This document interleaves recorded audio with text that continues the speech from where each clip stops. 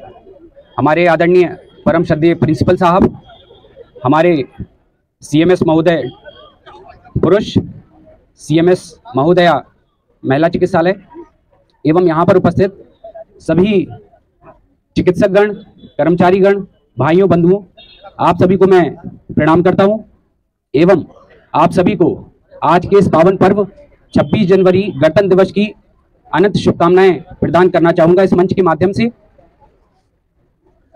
जैसा कि आप सभी को पता है कि 26 जनवरी को हमारा गणतंत्र दिवस यानी संविधान जो फॉलो हुआ था वो आज ही के दिन हुआ था।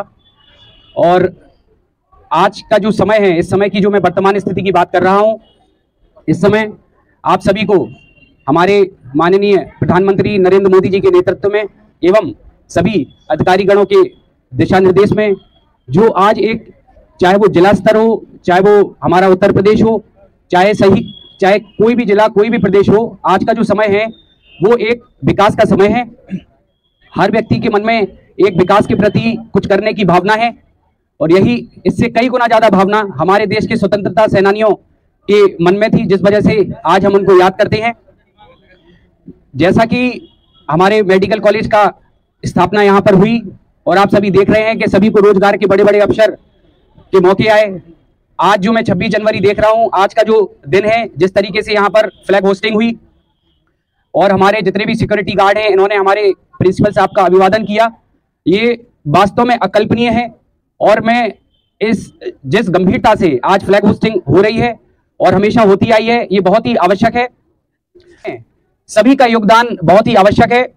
जैसे मैं यदि आगे बात करूं तो startup India, make in India, आत्मनिर्भर भारत अभियान, इस तरीके से जो ये अभियान चलाए जा रहे हैं, इससे रोजगार तो बढ़ ही रहा है। हमारे देश में व्यक्ति जो है वो अपने देश के प्रति मेहनत भी कर रहा है और मैं चाहूंगा कि हर व्यक्ति यदि अपने आसपास के माहौल को ठीक करने का प्रयास करे, एक दूसरे की मदद करने का प्रयास करे, तो ये देश वाकई में बहुत ही आगे जाएगा।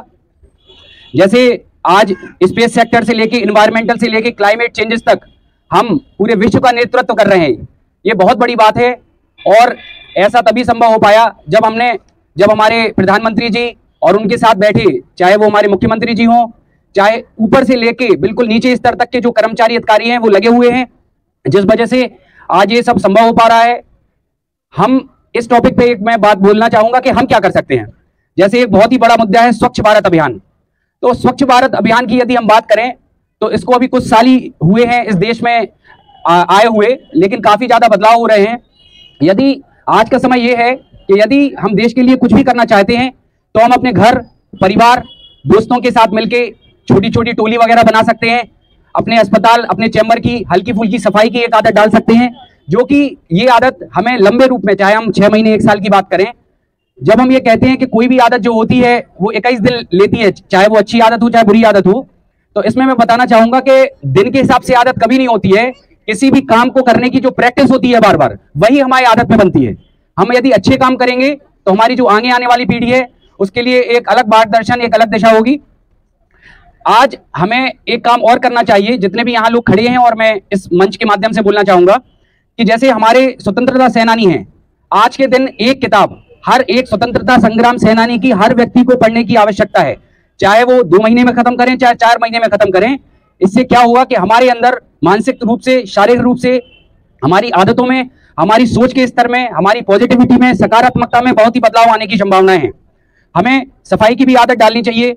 हमें अपने परिवार को एकजुट करना चाहिए कि हम एक समय ऐसा निकालें कि जब हम 15 मिनट से लेकर आधा घंटा पूरे परिवार के साथ योग करें। योग करने से सभी को पता है कि हम स्वस्थ रह सकते हैं। तो परिवार, आज के समय में हमने देखा है कि परिवार में एक घर में एक कमरे में 4 लोग बैठे हैं, अलग अलग लोकेशन पर बैठ के मोबाइल का इस्तेमाल हो रहा है, कोई किसी से बात नहीं कर रहा है, किसी के लिए किसी के पास समय नहीं है। तो जैसे योग हो गया, एक समय का भोजन हो गया, कुछ अच्छे विचार जो हमें आधा घंटे 1 घंटे अपने माता पिता के साथ, बच्चों के साथ वार्ता करनी चाहिए। तो कहने का मतलब ये है कि हमें अभी आज का जो समय मैं देख रहा हूं इस देश में, वाकई में बदलाव बहुत ही अच्छे स्तर पर हो रहा है। और सबसे अच्छी बात है कि हम जो नए भारत के लिए रास्ते बनाने वाले लोग हैं, हमारा कहना है हम नए भारत के रास्ते बनाने वाले लोग हैं। मेडिकल कॉलेज आया, और भी चिकित्सक आ रहे हैं, और भी कर्मचारी आ रहे हैं। हर व्यक्ति को एक दूसरे की मदद करने की आवश्यकता है। जो हमें आदेश मिलता है, जो दिशा निर्देश मिलता है, उसको प्रॉपरली पूरी ईमानदारी से इम्प्लीमेंटेशन करना चाहिए और हमें कोई भी नकारात्मकता लेके नहीं आनी चाहिए। किसी भी अधिकारी ने कोई भी नियम या कानून ऊपर से आया है उसको इम्प्लीमेंटेशन के लिए हमें बोला गया है, तो उसमें हमें अपनी राय देने की बहुत आवश्यकता नहीं है, क्योंकि ये कोई भी नियम यदि आता है तो वो वरिष्ठ उच्च अधिकारियों की एक टीम बनती है, उसके बाद विचार विमर्श होता है, उसके ड्रॉबैक्स भी देखे जाते हैं, पॉजिटिविटी भी देखी जाती है, तो और देश के लिए क्या फायदेमंद है क्या नहीं, हमसे भी उच्च सोच के लोग ऊपर बैठे हुए हैं। तो कहने का मतलब कि एक राय में, एक टीम वर्क में हमें आवश्यकता है अपने ललितपुर जनपद को आगे ले जाने की। और मैं समझता हूं कि यदि हर व्यक्ति के मन में ये भाव है, भाव सबके मन में है, हर व्यक्ति की इच्छा है, लेकिन हम करना कुछ नहीं चाहते, इसलिए हमें छोटी छोटी आदतों को बनाना पड़ेगा रोज के रोज। यदि हम एक बड़ी आदत का रूप लेंगे, जैसे एक बात मैं छोटा सा उदाहरण देना चाहूंगा, माफ करना थोड़ा सा लीक से हट के बात कर रहा हूं।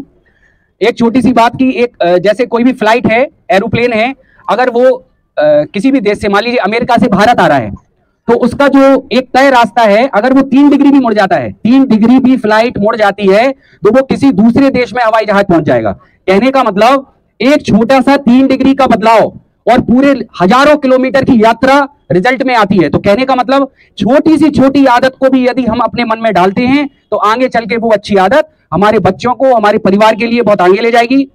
दूसरा, सबसे बड़ी बात जो इस समय इस देश में हो रहा है कि हम विश्व में भविष्य बना रहे हैं, हम दूसरों का भविष्य बना रहे हैं, क्लाइमेट के क्षेत्र में, एनवायरमेंट के क्षेत्र में, विकासशील के क्षेत्र में, ये बहुत बड़ी बात है।